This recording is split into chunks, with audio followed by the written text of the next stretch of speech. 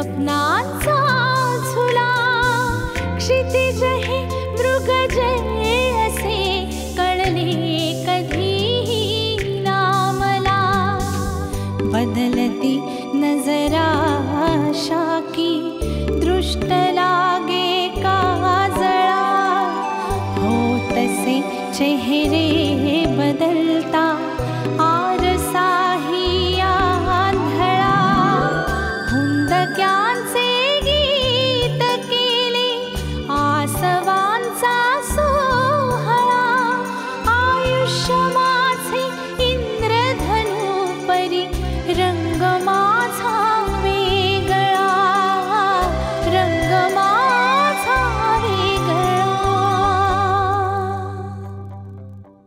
तुम्ही सांगितल्याप्रमाणे मी स्केचवाल्याला घेऊन लोहगावला जाऊन आलो आणि बूथ मालकाशी बोलून त्याने सांगितल्याप्रमाणे हे स्केच काढले। पूर्वी माझ्या गाडीवर एक ड्रायव्हर होता पण तो नंतर डॅडच्या गाडीवर शिफ्ट झाला।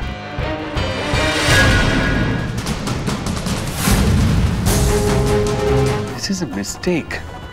डॅड मी मी मी आत्ताच्या आत्ता लगेच परत पोलीस स्टेशनला जातो आणि त्यांना सगळं खरं सांगून टाकतो। वाटल्यास मी खोटं बोलल्याबद्दल त्यांना सॉरी म्हणून येतो। अगं काही गोष्टी आपल्या विचारांच्या पलीकडच्या असतात म्हणून त्याबद्दल विचार न केलेलाच बरा।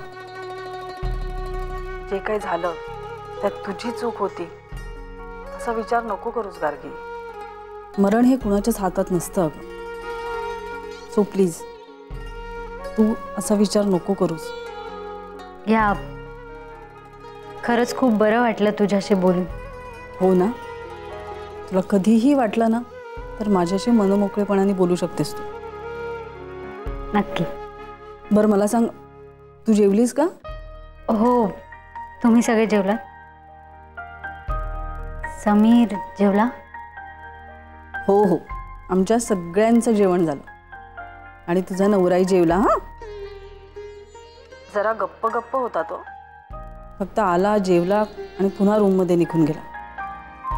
बट यू डोंट वरी तो उद्या तुला नक्की भेटायला येईल। हां नाही मीच येते त्याला भेटायला। अपसेट आहे तो माझ्यावर। मी येईन भेटेन त्याला। ठीक आहे पण तू समजूत काढ त्याची। तुझं ऐकेल तो। हो ॲक्च्युली वहिनी मी त्याच्यावर संशय घेतला म्हणून तो रागावलाय माझ्यावर आणि तो रागाच्या भरातच गाडी चालवत घेऊन गेला। मला खूप टेन्शन आलं म्हणून मी तुला फोन केला तुला विचारायला हे वहिनी तो ड्रायव्हर का नाही ठेवत? अगं आधी एक ड्रायव्हर होता जाधव नाव होतं त्याचं। सुरुवातीला तो समीरची गाडी चालवत होता मग त्याच्यानंतर बाबांचं काम होतं म्हणून तो बाबांबरोबर गेला आणि त्यानंतर अनेक दिवस तो बाबांचीच गाडी चालवत होता। त्यानंतर का कोण जाणे अचानक त्यांनी घरी येणं बंद केलं। वहिनी अगं कधी सोडून गेला तो? म्हणजे मी मला कधी नाही भेटला तो। माझ्या मते तुझी आणि समीरची भेट झाली ना त्यावेळी तो बाबांची गाडी चालवत होता आणि हां तुझ्या बाबांचा ॲक्सिडेंट झाला ना त्यानंतर साधारणतः महिन्याभरातच तो गायब झाला। अजूनही त्याचा पत्ता नाही आहे पण त्यानंतर समीर किंवा बाबांनी कोणीच दुसरा ड्रायव्हर ठेवला नाही। पण तू त्याला सांग समजावून तुझं ऐकेल तो। हो मी सांगेन।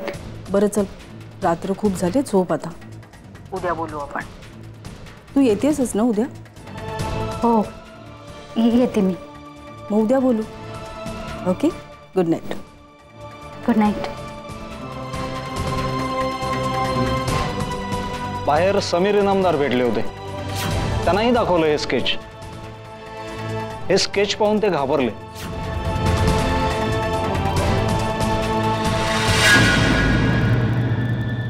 साहेब हाती आलेल्या माहितीनुसार इन्फॉर्मर आणि स्केचवाला हा एकच माणूस आहे आणि त्याचं नाव जाधव आहे।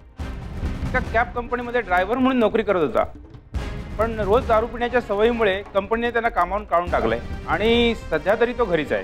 गुड। या कंपनीत काम करण्याआधी तो कुठे कामाला होता काही कळलं? कॅब कंपनीवाल्यांना त्याने पहिल्यांदाच नोकरीसाठी गावावरून आलोय असं सांगितलं होतं. नाही, ही माहिती पूर्ण नाही. मला पक्का डाऊट आहे तो खोटं बोलतोय. ते स्केच पाहिल्यानंतर समीर इनामदारचं घाबरणं, टॅक्सी ड्रायव्हरचं कॅब कंपनीला खोटी माहिती पुरवणं, कुठेतरी पाणी मुरतंय. ठीक आहे, एक काम करा, आपल्या खास खबऱ्यांना अलर्ट करा. त्यांना सांगा जाधवच्या बॅकग्राऊंडबद्दलची सारी माहिती मला पाहिजे. ताबडतोब कसून माहिती काढा. माझा संशय जर का खरा ठरला ना तर खूप गडबड होईल. त्याआधी त्या जाधवला पकडायला हवं. चला शिके, वेळ दौडू नका. फार कमी वेळ आपल्या हातात आहे. एक एक क्षण महत्त्वाचा आहे, एक एक क्षण. यस सर, मी आताच खबऱ्यांना सूचना देतो.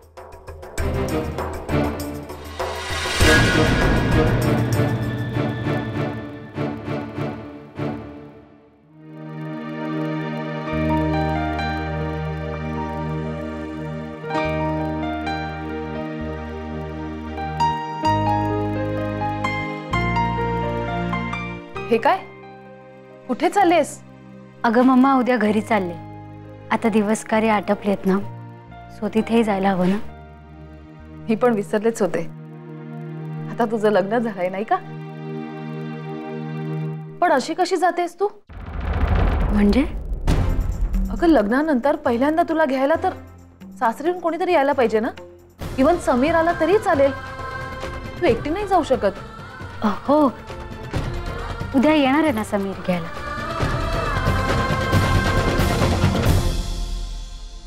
तुझ्या लग्नाच्या वेळी आई म्हणत होत्या रिसेप्शन नंतर मांडव परतीसाठी तुला 2 दिवस आणायचं म्हणून. त्यांनी मुहूर्त सुद्धा पाहून ठेवला होता. आणि जाताना तुला काय काय वस्तू द्यायच्या त्याची यादी करून ठेवली होती.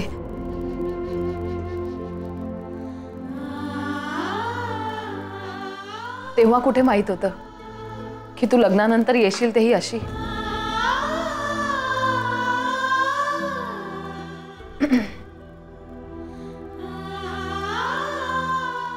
मॉम, तू मला प्रॉमिस केलेलंस अशी रडून पाठी आठवण नाही काढणार, हो ना?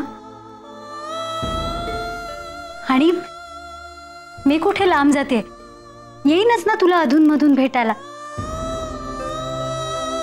मॉम, पण तू अशी रडू नकोस. मग मला नाही जाता येणार. तुला जेव्हा कधी माझी आठवण येईल ना, just give me a call. मी तुला येईन भेटायला. पण आता मला तिथे जायला हवं ना.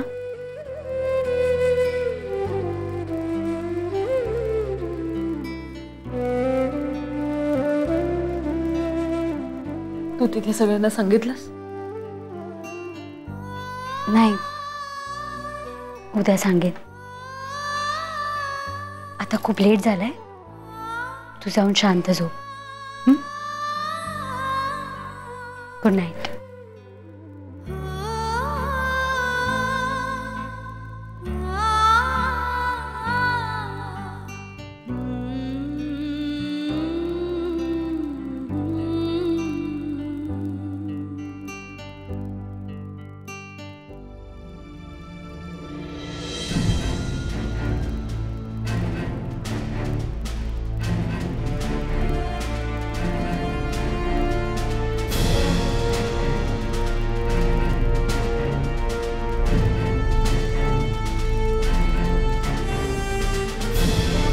काय करू मी? एका वेळी मी सगळ्यांना आनंदी का ठेवू शकत नाही? आत्ता मॉमला माझी खूप गरज आहे.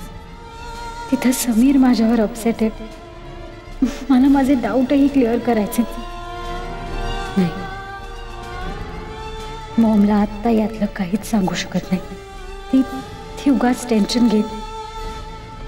टेन्शनमध्ये मॉमशी खोटं बोलले मी की समीर मला न्यायला येणार आहे. आता तिथून कुणाला तरी बोलवायला हवं. समीरला बोलावणं बरं दिसणार नाही. काय करू? कोणाला बोलवू? बाबांना सांगते.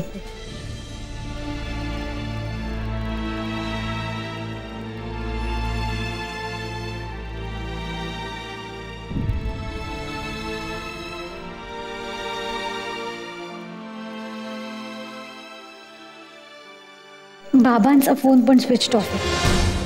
काय करू? हां, मी त्यांना मेसेज करते.